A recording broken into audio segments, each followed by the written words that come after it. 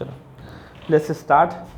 तो जल्दी से इसको फाइनल करेंगे और फाइनल करने के बाद जल्दी से कूदेंगे टॉपिक्स के ऊपर।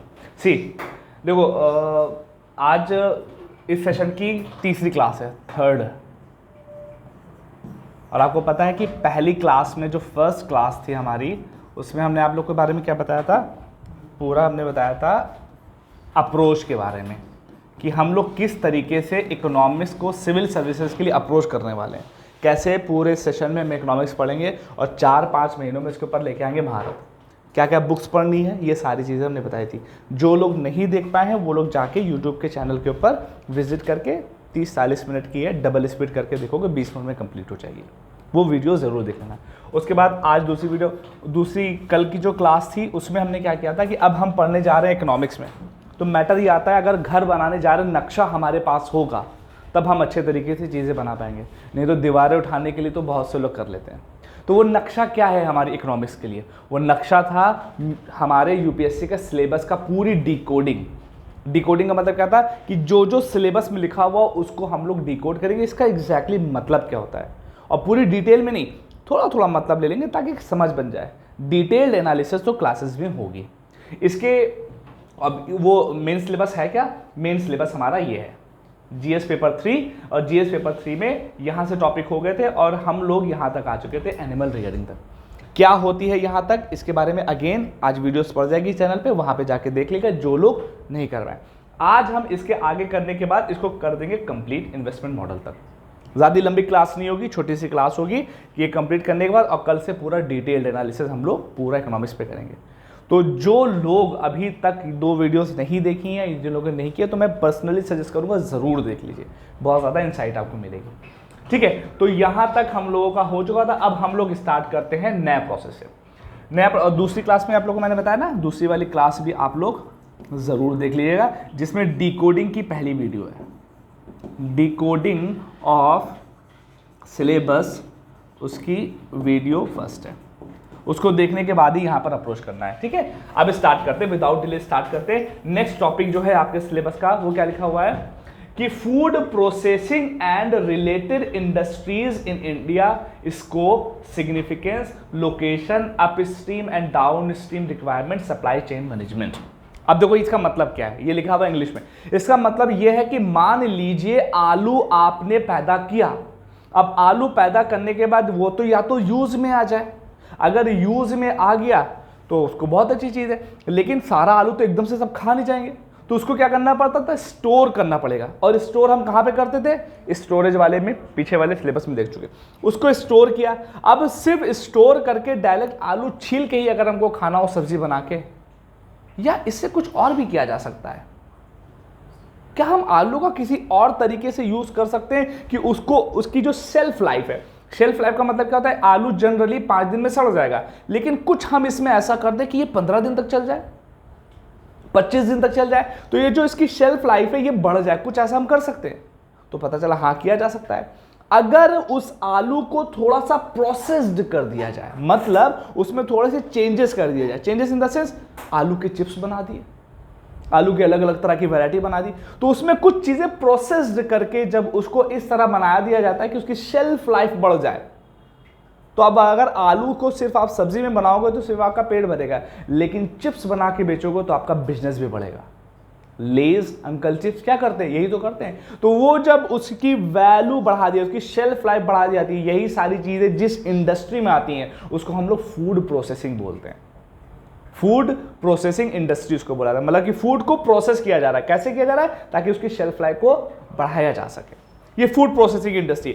अब इसमें क्या कर रहा है कि फूड प्रोसेसिंग और इससे जुड़ी हुई जो इंडस्ट्री है उसका देश में स्कोप क्या है? क्या रियल में कुछ ये बिजनेस क्रिएट कर सकती है? कुछ इसका स्कोप है कि नहीं है? उसकी सिग्निफिकेंस क्या है? क्या महत्वता है उसकी? रियल में कोई इंपॉर्टेंस रखता है कि नहीं रखता है? किन किन जगहों पर, लोकेशन, किन किन जगहों पर फूड प्रोसेसिंग अच्छे तरीके से वर्क कर सकती है? अब जैसे गन्ना है, गन्ने को लेके आए तो गन्ने के लिए क्या चीज मैंडेटरी होती? जहां पर उसका खेत हो उसके एतराफ में, उसके आजू बाजू में ही कहीं ना कहीं उसकी फैक्ट्री होनी चाहिए, क्योंकि बोला जाता है गन्ना जितनी देर तक कटने के बाद रखा रहेगा उसकी मिठास कम होती चली जाती है। तो जैसे ही कटे वैसे ही वो शुगर फैक्ट्री में पहुंच जाए। अब शुगर फैक्ट्री में पहुंचता तो उसको प्रोसेस ही तो किया जाता है, उससे क्या बनती है, शक्कर बनती है, शीरा बनता है, गुड़ बनता है, ये बनता है, सब बनता है ना, अल्कोहल भी वहां से, इथेनॉल वहीं से बनती है, इथेनॉल ब्लेंडिंग भी हम लोग पढ़ेंगे। तो क्या है, उसके लिए लोकेशन इंपॉर्टेंट है ना, लोकेशन कहां होनी चाहिए, जहां पर गन्ना जिस बेल्ट में बोया था उसके आजू बाजू। इसी वजह से एक रूल भी है कि जो गन्ने की जो फैक्ट्री होती है, सरकारी गन्ने की फैक्ट्री, वो एक पर्टिकुलेटेड किलोमीटर के ऊपर, हर किलोमीटर के ऊपर है। अब वो कहाँ है, ये सब चीजें हम लोग जब क्लासेस करेंगे सब कुछ देखेंगे। उसके बाद लोकेशन मैटर करेगी। लोकेशन मैटर करने के बाद up stream and down stream requirement क्या होती हैं, मतलब कि कोई भी फूड प्रोसेसिंग इंडस्ट्री है तो उसमें इनपुट क्या लगने वाला है, आउटपुट क्या लगने वाला है, ये सारी चीजें कौन कौन सी रिक्वायरमेंट्स की जरूरत होगी, उसमें हमें लेबर भी चाहिए होगा, उसमें हमें रोड्स भी अच्छी चाहिए होंगी, तो कौन कौन सी मेन रिक्वायरमेंट है वो सारी चीजें इसमें देखेंगे। उसके बाद है सप्लाई चेन मैनेजमेंट। अब सप्लाई चेन मैनेजमेंट का मतलब क्या है कि आलू या जो भी चीज सी फसल कट के आई, कहां से, खेत से कट के आई, खेत से कटने के बाद वो गोडाउन में आएगी, तो गोडाउन में लाने के लिए कौन लेके आएगा, ट्रक से लेके आएंगे, ट्रक लेने के लिए रोड अच्छी होनी चाहिए, फिर गोडाउन भी अच्छा होना चाहिए, गोडाउन के बाद वो दूसरी इंडस्ट्री में या किसी फैक्ट्री में जाएगा तो फैक्ट्री भी आजू बाजू होनी चाहिए, वहां तक की रोड अच्छी होनी चाहिए। तो जो सप्लाई चेन है पूरी, उसके बाद फैक्ट्री से वो कहां जाएगी, होलसेल में, होलसेल के बाद रिटेल में, रिटेल के बाद लोगों तक पहुंचेगी। तो इतनी बड़ी चेन है सप्लाई की, खेत से लेके थाली तक, फार्म से लेके जो आपकी थाली है वहां तक पहुंचने में जो चेन बन रही है सप्लाई की, उसका मैनेजमेंट कैसे हो रहा है, सही से है कि नहीं है, क्या होना चाहिए, उससे रिलेटेड इश्यूज क्या हैं, क्या क्या प्रॉब्लम्स आ सकती हैं, कैसे कैसे चीजें आगे बढ़ेंगी, ये सारी चीजें आप इस टॉपिक में पढ़ोगे। अब मैटर क्या है, ये तो इतने से तो काम चलेगा नहीं, एकदम डिटेल्ड एनालिसिस हम लोग पढ़ेंगे।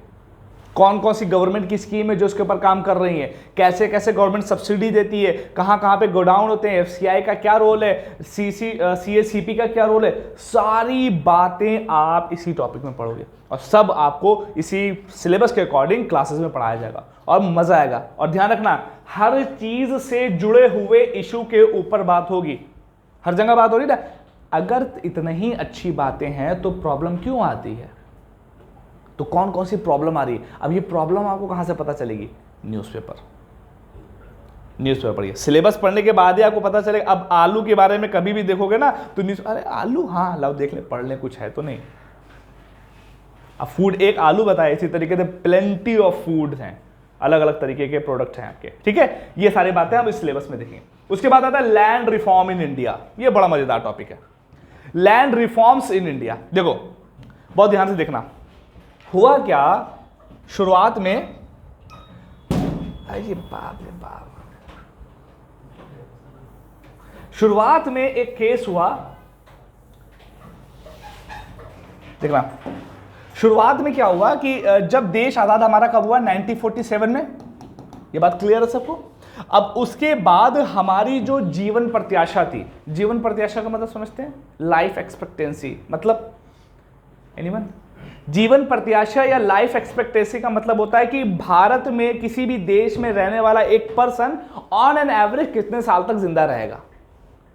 तो अभी जो चल रही है 69, 70, 71 के बराबर चलती है कि अगर कोई भारत में पैदा हुआ बंदा है तो 69, 70, 71 साल तक ऑन एन एवरेज जीता है। उस समय ये 30, 35, 40 तक थी, इतनी खराब थी। क्यों? क्योंकि हेल्थ फैसिलिटी अच्छी नहीं, लोगों के पास एम्प्लॉयमेंट नहीं, भुखमरी इतनी थी, एजुकेशन नहीं थी, तो लाइफ एक्सपेक्टेंसी उस समय इतनी कम थी। अब इस लाइफ एक्सपेक्टेंसी को 30, 35, 40 से बढ़ाकर अगर हम 70 तक लेके आए हैं तो उसमें बहुत सारा डेवलपमेंट किया गया है। क्या किया गया है? डेवलपमेंट हुआ है, तभी हम यहां तक पहुंचे हैं। अब सब जितने लोग हैं सब कहते हैं नेहरू जी ने किया क्या, कांग्रेस ने किया क्या? कांग्रेस ने यही किया कि जीवन प्रत्याशा को उठा के यहां तक ले आया। मोदी जी भी वही कर रहे हैं, ऐसा नहीं है। तो काम हुए हैं, तो लाइफ एक्सपेक्टेंसी वहां से उठ के यहां तक पहुंच गई। तो क्या काम हुआ? डेवलपमेंट का वर्क हुआ। अब डेवलपमेंट करने के लिए सबसे इंपॉर्टेंट चीज, जब देश आजाद हुआ तो क्या थी? इंडस्ट्री लगाई जाए, बड़े बड़े उद्योग खोले जाएं ताकि लोगों को रोजगार मिले, नए नए तरह की जॉब का सृजन हो, यह सब हो रहा था। अब मैटर यह आया कि जब रोजगार को डेवलप करने के लिए, एम्प्लॉयमेंट को प्रोड्यूस करने के लिए हमें क्या करनी पड़ेगी? हमें इंडस्ट्री लगानी पड़ेगी। अब मैटर यह है कि इंडस्ट्री लगाने के लिए खाली हम इंडस्ट्री लगा देंगे, रोड नहीं सही करोगे, रेलवे सही नहीं करेंगे, सी को सही नहीं करेंगे, करना पड़ेगा। अब मान लो एक इंडस्ट्री से सामान निकला दूसरी इंडस्ट्री में पहुंचा तो हवा से तो उड़ा के लेके नहीं जाएंगे, तो क्या करनी पड़ेगी, हमें यहाँ पे रोड बनानी पड़ेगी। तो कहते नहीं कि रोड जैसे जैसे जाती है, ट्रेन की पटरी जैसे जैसे बिछती जाती है, वहां पर डेवलपमेंट होता चला जाता है। अब यही सारी केस देश जब आजाद हो रहा था तब भी हो रहा था।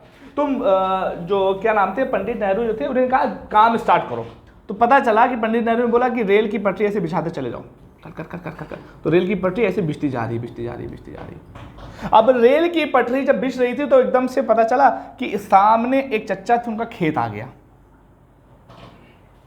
खेत पड़ गया। तो जैसे इनकी पटरी पाई तो पंडित जी ने इनसे कहा कि ऐसा है कि ये अपनी जमीन आप हमको दे दो, जो इसका मुआवजा हो आप हमसे ले लो। तो उन्होंने कहा नहीं नहीं नहीं नहीं, हम जमीन अपनी, हमारे चच्चा की जमीन हम कहा तुमको दे दे, नहीं देंगे, हटो। तो कहने यार हम तो प्रधानमंत्री ना, जमीन तो तुमसे ले सकते ना, तुम दो चाहे ना दो। कहने प्रधानमंत्री छोड़ो, लेकिन तुमको पता नहीं आर्टिकल 31 हमारे क्या है, article 31 right to property, article 19 में भी इसके बारे में बात की गई है। ज़्यादा अगर तुमने हमने ज़मीन लेने की कोशिश की ना तो सुप्रीम कोर्ट तुमको घसीटेंगे। अब पंडित जी परेशान, ज़मीन चाहिए डेवलपमेंट के लिए, लोग कह रहे प्रॉपर्टी हम देंगे नहीं, और जब लेने की कोशिश करो तो लोग कह रहे फंडामेंटल राइट, और सुप्रीम कोर्ट में तुमको घसीट लेंगे। अब टसल, अब क्या करना है, लैंड हमको चाहिए, मतलब प्रधानमंत्री जी को चाहिए, लेकिन लैंड मिल नहीं रही है। तब पंडित जी ने कहा कुछ तो करना पड़ेगा यार, अब इस लैंड का जो सिस्टम है इसमें कुछ हमें रिफॉर्म लाने पड़ेंगे।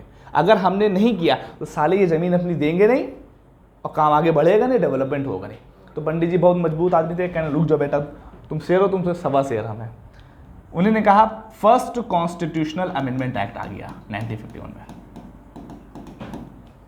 संविधान में ही चेंज कर दिए, और संविधान में चेंज करने के बाद रूल बना दें कि हम इनकी जमीन ले लेंगे और तुम बेटा खाली चिल्लाते हो, कुछ नहीं मसला होने वाला है।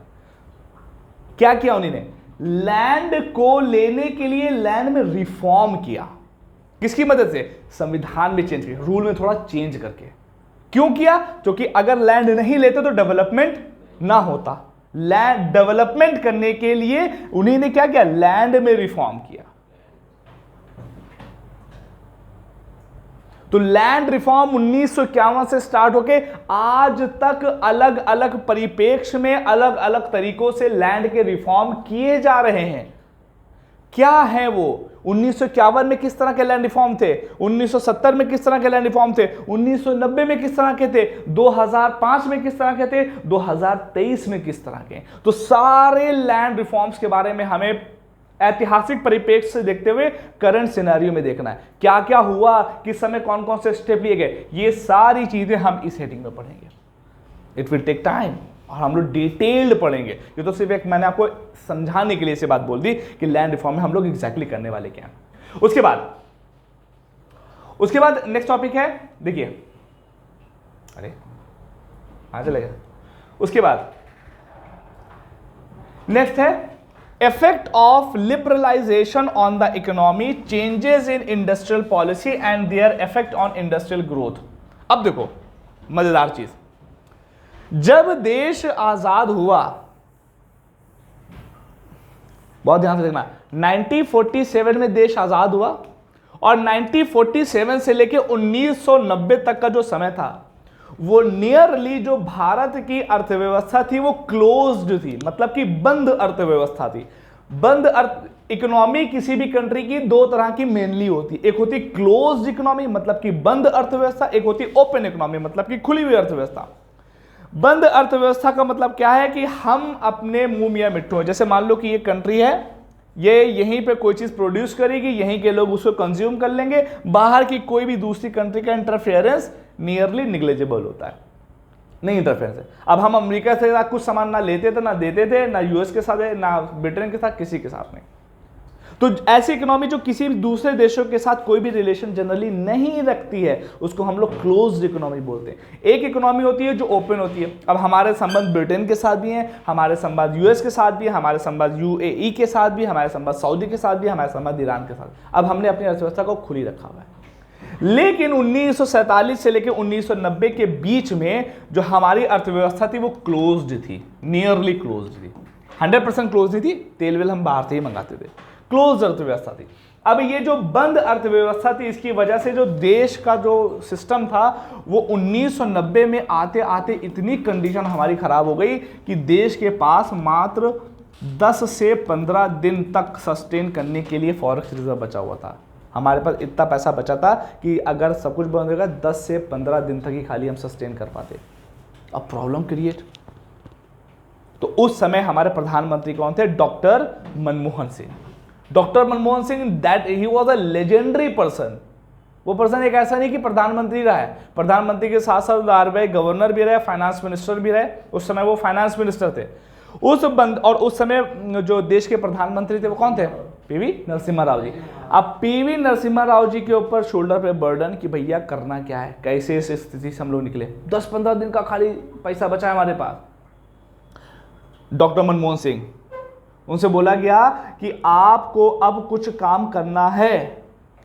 तो क्या काम करना है? कहीं काम यही है भैया, 10 से 15 दिन बचा है, देश को बचाना है। तो डॉक्टर साहब ने बोला कि ऐसा है कि एक ही ऑप्शन है, वो है क्लोज को ओपन करना।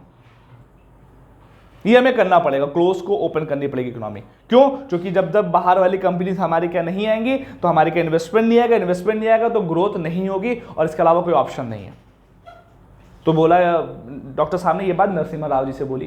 तो जैसे नरसिम्हा राव जी से बोली तो डॉक्टर साहब ने एक बात और बोली कि लेकिन जैसे ही ये होगा ना तो जितना विपक्ष है आपके एकदम पीछे पड़ जाएगा। अब आपके ऊपर ये कैपेसिटी, अगर आप वो मैनेज कर ले जाओ, ये हम मैनेज कर देंगे। तो पीवी नरसिम्हा राव साहब वो पावरफुल पर्सन थे। उन्होंने कहा कि सरदार जी ऐसा है कि आप इस स्तर पर अपने जितने भी स्टेप लेने लो, कोई तुमसे इफ एंड बट नहीं करेगा, और पॉलिटिकल स्तर है उसको संभालने की जिम्मेदारी मेरी है। ये जब दोनों तरीके के फर्म डिटरमिनेट स्टेप लिए गए तब जाके देश क्लोज इकोनॉमी से ओपन इकोनॉमी हुआ। अब हुआ क्या कि ओपन इकोनॉमी में करना क्या पड़ा कि हमने जितनी भी मेजॉरिटी ऑफ जो संपत्ति सिर्फ और सिर्फ सरकार के हाथों में थी उसको प्राइवेट हाथों में देना स्टार्ट कर दिया। इसको बोला जाता है प्राइवेटाइजेशन, निजीकरण। मतलब कि पहले क्या था, सिर्फ और सिर्फ गवर्नमेंट की कंपनीज होती थी, उसको हमने किसको देना स्टार्ट कर दिया? प्राइवेट कंपनीज को भी दिया, प्राइवेट कर दिया, उसको प्राइवेट भी करना स्टार्ट कर दिया। उसी तरीके से हमारे जो रूल थे बहुत टफ थे, बहुत ज्यादा टफ रूल थे। अगर किसी को इंडस्ट्री कोई खोलनी है तो आप इतना पेपर वर्क, इतना पेपर वर्क, इतना टफ पेपर। अब उस पेपर वर्क को धीरे धीरे धीरे धीरे सरल करते चले गए। उसी को बोला गया लिबरलाइजेशन।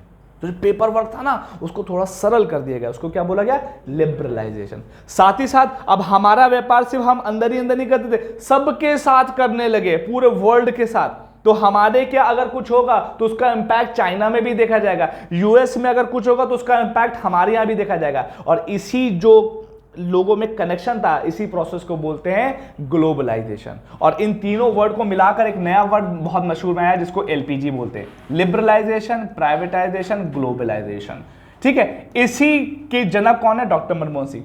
ये हुआ और उसके बाद हमारी इकोनॉमी क्लोज से ओपन हुई और हम लोग उस भयावह स्थिति से बाहर आए, thanks to PV Narasimha Rao ji and thanks to Pandit doctor Manmohan Singh की, उनकी वजह से ये सारी चीजें हुई।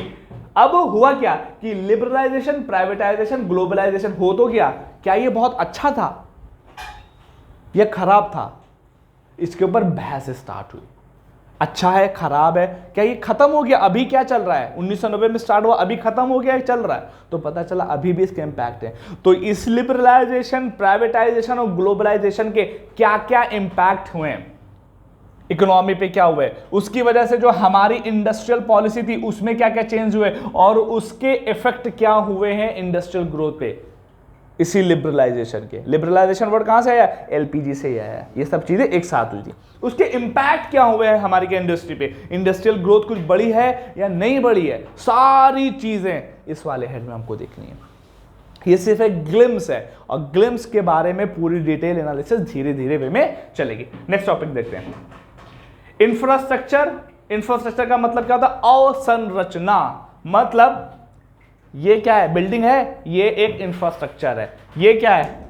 ये है, ये भी एक इंफ्रास्ट्रक्चर है। ये क्या है? ये भी एक इंफ्रास्ट्रक्चर है। ब्रिज है, इंफ्रास्ट्रक्चर है। रोड है, इंफ्रास्ट्रक्चर है। पोर्ट है, बंदरगाह जो होते हैं, इंफ्रास्ट्रक्चर है। रेलवे है, इंफ्रास्ट्रक्चर है। ये सारी चीजें इंफ्रास्ट्रक्चर है। क्या क्या मुद्दे हैं? एनर्जी में कौन कौन से इंफ्रास्ट्रक्चर है? पोर्ट्स, रोड, एयरपोर्ट, रेलवे, जितने भी देश में इंफ्रास्ट्रक्चर है उसका क्या स्तर है, उससे रिलेटेड क्या इशू है, कौन कौन सी प्रॉब्लम है जिसको सॉल्व करना है, क्या क्या रियल में इंडिया में अगर पोर्ट है, बंदरगाह है तो एग्जैक्टली क्या है, तो पता चलेगा। पोर्ट जो होते हैं वो भी दो तरीके के होते हैं, एक होता है माइनर पोर्ट और एक होता है मेजर पोर्ट। मेजर पोर्ट का मतलब क्या है? जो देश में बहुत बड़े बड़े पोर्ट होते हैं उनकी एक अपनी कैपेसिटी होती है।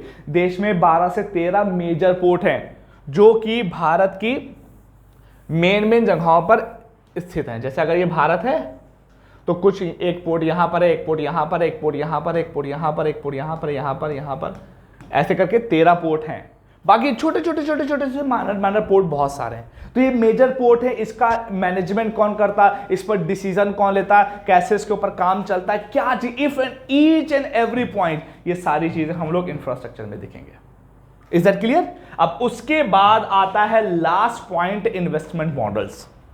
इन्वेस्टमेंट मॉडल का मतलब बस बेसिक इतना ही है कि अब सपोज दैट इंफ्रास्ट्रक्चर में हमको रोड बनानी है, एक पोर्ट बनाना है, रेलवे बनानी है, तो रेलवे बनाने की जिम्मेदारी किसकी है? सेंट्रल गवर्नमेंट, जनरली गवर्नमेंट की है। लेकिन क्या गवर्नमेंट अकेले काम करेगी? एयरपोर्ट बनाने की जिम्मेदारी क्या अकेले गवर्नमेंट ही करेगी? रोड अकेले गवर्नमेंट ही बनाएगी? मेट्रो अकेले गवर्नमेंट ही बनाएगी?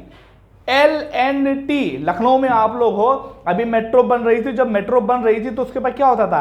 पहले बैरिकेडर लगा दिया था और उस पर लिखा होता LNT, Larsen and turbo. Larsen and turbo क्या गवर्नमेंट की कंपनी है? नहीं, प्राइवेट कंपनी है। तो सरकार अपना काम कराने के लिए, रोड बनवाने के लिए, रेलवे बनवाने के लिए, बांध बनवाने के लिए, पोर्ट बनवाने के लिए जो अपने ठेके होते हैं वो प्राइवेट एंटिटी को देती है। और जब प्राइवेट एंटिटी को देती है तो प्राइवेट एंटिटी उसमें क्या करती है? इन्वेस्ट करती है। इन्वेस्ट करने के अलग अलग तरीके होते हैं। क्या होते हैं? अलग अलग तरीके होते हैं। अब वो कौन कौन से तरीके होते हैं? 100% इन्वेस्ट कर रही है, 50% इन्वेस्ट कर रही है, 50% इन्वेस्ट कर रही है और टेक्नोलॉजी के साथ इन्वेस्ट कर रही है, 80% इन्वेस्ट कर रही है। तो अलग अलग तरीके हैं कि किस तरीके से देश में इन्वेस्ट कराने के लिए पैसा लिया जाता है। मॉडल क्या क्या है तो पता चलेगा। PPP मॉडल होता है, पब्लिक प्राइवेट पार्टनरशिप वाला होता है, ठीक है। बहुत सारे Haber annuity model, HAM model होता है, हाइबर एन्युटी मॉडल। ये क्या है, कैसे वर्क करता, कौन मेन रोल प्ले करता, ये सारी चीजें आप इन्वेस्टमेंट मॉडल में पढ़ोगे और इसका करंट सिनेरियो क्या है वो सारी चीजें हम लोग इसमें पढ़ेंगे। ये है आपका इकोनॉमिक्स का बेसिक सिलेबस। आई होप कि इसमें चीजें छोटी छोटी आप लोगों को एक अंदाजा लग गया होगा कि एग्जैक्टली होने वाला क्या है। बाकी डिटेल्ड एनालिसिस इसकी जो रहेगी वो अपकमिंग क्लास में धीरे धीरे धीरे धीरे आती रहेगी। मैं चाहता हूं कि एक बार पूरा सिलेबस एक बार जल्दी से एक बार ग्लिम्स के साथ में एक बार हल्के से एक्सप्लेन कर दूं। ध्यान रखिएगा, मैंने बताया था इंडियन इकोनॉमी इससे जुड़े हुए प्लानिंग, रिसोर्सेज, ग्रोथ, डेवलपमेंट और एम्प्लॉयमेंट से जुड़े हुए इश्यूज कौन कौन से। देश में कैसे देश आगे बढ़ेगा, उसकी प्लानिंग कैसे होती है, उसकी ग्रोथ कैसे होगी, उसकी डेवलपमेंट कैसी होगी, उसके रिसोर्सेज का कैसे यूज किया जाएगा, इन सारे पॉइंट से जुड़े हुए मुद्दे जो हैं जो अभी करंट में चल रहे हैं उसके बारे में आपसे क्वेश्चन पूछे जाएंगे। ये पहली हेडिंग है। दूसरी हेडिंग क्या है? Inclusive growth and issues arising from it. समावेशी विकास करने के लिए, समावेशी का मतलब क्या बताया था? किसी एक जगह पर विकास नहीं हो, सारे सेक्टर में विकास हो, इंक्लूसिवली विकास हो, समावेशी रूप में विकास हो। इससे जुड़े हुए मुद्दे कौन कौन से हैं? पता चला एग्रीकल्चर में ग्रोथ हो रही है लेकिन इंडस्ट्री में नहीं हो रही है, इंडस्ट्री में होने लगी पता चला सर्विस में नहीं हो रही है। कैसे इसको सब में ग्रोथ मेंटेन की जाएगी, वो सारी चीजें हमको पढ़नी है और ये सब करंट से रिलेटेड है। उसके बाद गवर्नमेंट की बजटिंग क्या होती है, सरकार की इनकम कितनी है, सरकार के खर्चे कितने हैं, साल भर में एक बजट आता है ना, वो क्या है, किस तरह का बजट होता है, कैसा बजट होता है, कैसे वर्क करता है, ये सारी चीजें हम लोग गवर्नमेंट बजटिंग में पढ़ेंगे। उसके बाद हम लोग देखी थी क्रॉप्स, मतलब कि मेजर फसल कौन कौन सी हैं, देश के अलग अलग हिस्सों में किस किस तरीके से फसल को बोया जाता है, किन किन तरीके से होती है। उसके बाद इरिगेशन, इरिगेशन का मतलब सिंचाई, देश में सिंचाई किस तरीके से होती है, कहां पर किस तरीके के मैकेनिज्म को यूज किया जाता है। उसके बाद कहां पर अगर सिंचाई करने के बाद जो फसल आ गई उसको स्टोर कहां करना है, कैसे ट्रांसपोर्ट करना है, और एग्रीकल्चर प्रोड्यूस वो सामान होते हैं वो कहां पर बेचे जाएंगे, उससे रिलेटेड जितने भी इश्यूज हैं और फार्मर को दी जाने वाली ई टेक्नोलॉजी में जो मदद है वो सारे टॉपिक इसमें पढ़ने पड़ेंगे उनको। फिर आता है फार्मर्स को दी जाने वाली डायरेक्ट और इनडायरेक्ट सब्सिडीज क्या होती हैं। सब्सिडीज का मतलब क्या होती है, सहायता राशि। गवर्नमेंट के द्वारा फार्मर्स को डायरेक्ट और इनडायरेक्ट दी जाने वाली सहायता राशि कौन सी है। डायरेक्ट के बारे में मैंने बताया था कि कभी कभी फार्मर्स को 6,000 रुपए सालाना मिलते हैं, 2,000 करके, वो डायरेक्ट सब्सिडी है। कभी कभी इनडायरेक्ट सब्सिडी में ट्रैक्टर लेने गए, ट्रैक्टर के ऊपर सरकार ने कहा 10 लाख रुपए का है, कहा ठीक है 8 लाख रुपए तुम दो, 2 लाख रुपए हम दे देंगे, इनडायरेक्ट सब्सिडी। तो कौन कौन सी सब्सिडी मिल रही है। मिनिमम सपोर्ट प्राइस क्या होता है, बताया था मैंने आपको, 200 रुपए की लागत लगा के आलू बोया, 250 मिल गया, 50 रुपया प्रॉफिट, अच्छा है। 200 रुपए की लागत लगाई, 180 का आलू बिक रहा है, 20 रुपया लॉस। अब इस स्थिति में क्या किया जाए, सरकार डिसाइड कर दे पहले से ही कि तुम चाहे बहुत ऊपर जाए चाहे बहुत नीचे जाए, एक निर्धारित मूल्य के ऊपर हम तुमसे खरीदेंगे जरूर। वो निर्धारित मूल्य क्या होता है, वही मिनिमम सपोर्ट प्राइस होता है। पूरी डिटेल क्या है इसके बारे में हम लोग पढ़ेंगे। उसके बाद पब्लिक डिस्ट्रीब्यूशन सिस्टम, कोटा जानते हैं ना सब लोग, कंट्रोल रूम जहां से सबको राशन मिलता है, इसका पूरा मैकेनिज्म क्या है, ये तो कंट्रोल रूम है। इससे जुड़ी हुई संस्था है FCI, food corporation of India, buffer stock, ये सब कहां पर रखा होता है। आटा दाल चावल जो यहां पर आता है ये कहां से आता है, कौन लेके आता है, कौन सी संस्था लेके आती है, ये सारी चीजें हम इस वाले टॉपिक में पढ़ेंगे। अब रिवैम्पिंग इश्यूज, बफर स्टॉक के बारे में बताया था ना कि स्टॉक करना ठीक है, जब बल्क में स्टॉक होगा तो सरकार जब लोगों से अनाज खरीदती तो बल्क में कहीं स्टोर करती है, तो उसको हम लोग क्या बोलते हैं, बफर स्टॉक बोल रहे हैं। टेक्नोलॉजी मिशन क्या है, एनिमल रियरिंग का मतलब क्या होता है कि जो पशुपालन वाला सिस्टम होता है उसके ऊपर भी हम लोग बात करेंगे। बाकी की ये सारे टॉपिक मैंने आज आप लोग को यहाँ पर बताने की कोशिश की है। Is that clear. कोई किसी का कोई डाउट हो डेफिनेटली पूछ सकता है, किसी का भी कोई डाउट हो, anyone with respect to economics. Anyone, Wajid आपको तो हम जानते हैं, आप क्या बैठे क्या नाम है आपका, महमूद आलम, आपका क्या नाम है, मोहम्मद, आप लोग साथ में ही हैं, वेरी गुड। तो मैटर ये है कि ये है इकोनॉमिक्स का प्रोसेस, और जिसकी अब जो डिटेल क्लासेस है, चूंकि हम लोग एक बार सब कुछ देख चुके, सिलेबस देख चुके, अब इसकी डिटेल क्लासेस होंगी, वो हम लोग कल से इसको कंटिन्यू करेंगे। किसी का कोई डाउट, एनीवन, इससे पहले किसी ने पेपर दिया है, पहला, यस, कैसा रहा था एक्सपीरियंस। पेपर तो मुझे समझ में नहीं आया ज़्यादा, क्योंकि मैटर है अभी तक की इतिहास का सबसे मजेदार पेपर था इस बार। मजेदार का मतलब मैं टफ ही बोल रहा हूँ, अगर टफ बोल दूँ तो आप लोग डिमोरलाइज हो जाओगे ये नहीं बोलना है। एक चीज और भी है, मैं सच बताऊं, टू बी वेरी ऑनेस्ट, एक बात आप लोग ध्यान में रख लीजिए, सबसे सबसे सबसे सबसे ज्यादा इंपॉर्टेंट चीज होती है सिर्फ इस पेपर में, वो है कंसिस्टेंसी के साथ लिमिटेड अमाउंट ऑफ रिसोर्सेज रखिए और उसी के ऊपर अपनी महारत लाने की कोशिश करिए।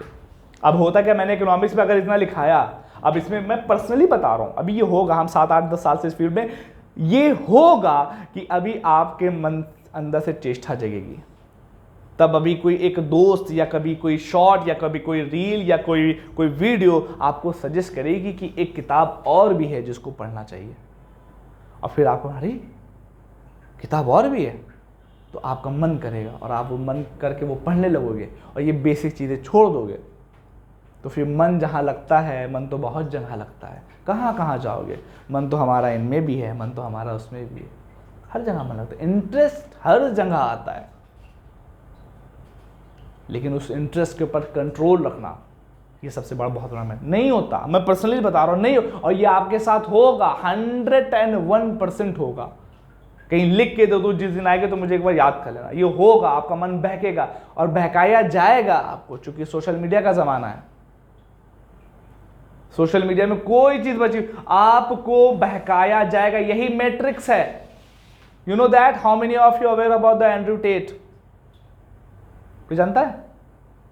मैट्रिक्स है ये, आप फंसे हो इसमें और फंसे ही रहोगे अनटिल एंड अनलेस, जब तक आप अपने बारे में नहीं जान पाए, फंसे रहोगे। तो बहुत बच के रहना है, ये सोशल मीडिया अच्छी भी चीज बहुत है, बहुत खतरनाक चीज भी, बचा के रखेगी। आप जैसे मान लो, बहुत सिंपल सा रूल है, कभी कभी जैसे मान लो अब आप पढ़ रहे हो, अब जैसे यहाँ पे लिखा हुआ था बफर स्टॉक, तो बफर स्टॉक को सर्च करने के लिए गए, तो आपने फोन खोला, देखिए होगा क्या, आपने फोन यू खोला, यू ड्रैग किया, तो जब आप फोन की सबसे पहले लाइट खोलते हो तो सबसे पहले स्क्रीन पे क्या दिखता है, अरे 4+ नोटिफिकेशन है। अब 4+ नोटिफिकेशन, तो अब हम लोग की आदत क्या बनी सबकॉन्शियसली, एक बार देख लें नोटिफिकेशन क्या, अरे भाई अरशद भाई का मैसेज है, ओके इसकी तैयारी कर रहे हैं, हाँ सब बढ़िया ही है। व्हाट्सएप, हाँ भाई सब बढ़िया चल रहा है, एकदम परफेक्ट चल रहा है, अपना बताओ क्या हाल है। और उसने बीच में कोई मज़ेदार बात छेड़ दी, तो कॉल पे बात करें, हाँ अरे यार वही तो बात हुई थी, और करते करते करते करते एकदम से आया यार बफर स्टॉक सर्च करना था, भाई तुम्हें कॉल कर रहे हैं, भाई रुक जाओ रुक जाओ रुक जाओ, तुम्हें कॉल कर रहे हैं, आप सबकॉन्शियसली ऐसे कर रहे हो। 20 मिनट गए, 20 मिनट गए भाई, 20 मिनट का मतलब समझ रहे हो, स्टॉक मार्केट में एक एक डिसीजन, करोड़ों अरबों रुपए के डिसीजन मिली ऑफ सेकंड में हो जाते हैं स्टॉक मार्केट में, मिली ऑफ सेकंड में, करोड़ों अरबों रुपए की डील मिली ऑफ सेकंड में होती है। मार्केट सुबह ओपन होती है, करोड़ों अरबों रुपए का ट्रांजैक्शन होता है विद इन अ सेकंड, हम 20 मिनट लेके चले गए। 20 मिनट का मतलब आप समझ रहे हो क्या है, मैंने कल भी बात बोली थी, आज भी मैं बात बोल रहा हूं, सबसे महंगी चीज जो आपको फ्री में मिल गई है वो है समय, वक्त, और वही चला गया। 20 मिनट का समझ रहे हो सकता है आपने कॉन्सेप्ट पढ़ लिया होता, वो चीजें आगे निकल गई होती। तो अपने ऊपर ये जो माइंड है ना, इसको बहुत कंट्रोल रखना है, बहुत कंट्रोल रखना है, कोई इसको हिलाए ना पाए, इतना मजबूत रहना है, नहीं तो बहुत इन्फ्लुएंस है। हम सबकॉन्शियसली ऐसे हो ही गए कि हल्की हल्की चीज में इंटरेस्ट हो जाएंगे, इन्फ्लुएंस हो जाएंगे। सेकेंडों में अरबों रुपए की डील्स हो जाती हैं, सेकेंडों में स्टॉक मार्केट खुलते ही, ना यकीन हो जाके देख लेगा ट्रांजैक्शन। समय बहुत प्रीशियस है, ध्यान रखिएगा, बेसिक रहना है, एकदम बेसिक रहिए, बेसिक किताबें पढ़िए, और जो ना समझ में आए टीचर से पूछिए, 101% बता रहा हूं आपके डाउट सॉल्व होंगे। अगर ढूंढने की कोशिश की तो कहीं ना कहीं फंसावड़ा होता है। Is that clear? कोई क्वेश्चन हो तो आप लोग पूछ सकते हो, नहीं तो उसको बाइंड अप करते हैं, और कल से मजबूत वाली क्लासेस चलेंगी, क्लासेस इन द सेंस मतलब कि प्रॉपर वे में सिलेबस चलेगी। Is that clear? आज के लिए इतना रखते हैं, बाकी कुछ क्वेश्चन होंगे तो आप लोग बता सकते हो। और जिन्होंने